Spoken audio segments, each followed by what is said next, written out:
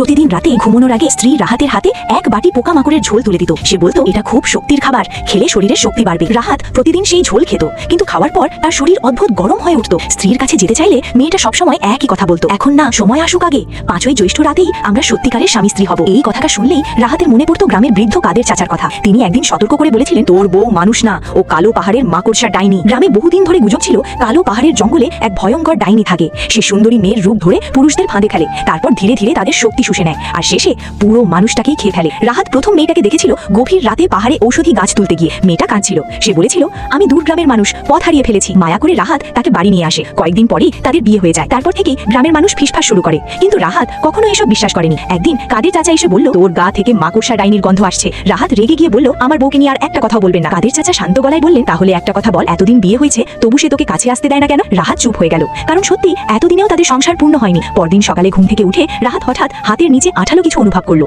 হাত তুলে দেখে সে জমে গেল, তার হাতে লেগে আছে মাকড়সার জাল। ভয়ে কাঁপতে কাঁপতে সে স্ত্রীর পেটের দিকে তাকালো, আর দেখলো না, নাভির চারপাশে ছড়িয়ে আছে সাদা সাদা জাল। রাহাত ভয় পেয়ে বলল, এগুলো কি? অনেকদিন পরিষ্কার করা হয়নি, তাই জাল পড়েছে। ঠিক তখনই বাইরে থেকে কাদের চাচার ডাক শোনা গেল। রাহাত দরজা খুলতে বাইরে যেতেই স্ত্রীর মুখ ভয়ঙ্কর রাগে বদলে গেল। সে দাঁত চেপে বলল, বুড়োটা আবার এসে সব নষ্ট করলো। কাদের চাচা ঘরে ঢুকেই চারদিকে তাকাতে লাগলেন। হঠাৎ তিনি দেখলেন বাড়ির বড় লাল মোরগটা জবাই করা হয়েছে।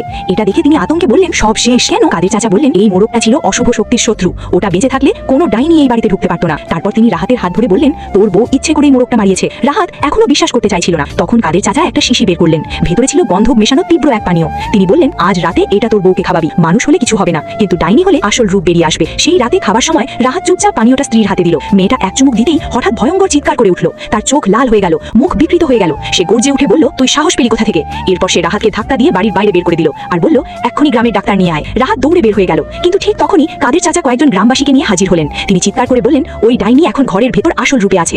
সবাই দরজা ভেঙে ভেতরে ঢুকে পড়লো, আর তারপর ঘরের অন্ধকার কোণে তারা যা দেখলো সেটা দেখে সবার শরীর ঠান্ডা হয়ে গেল।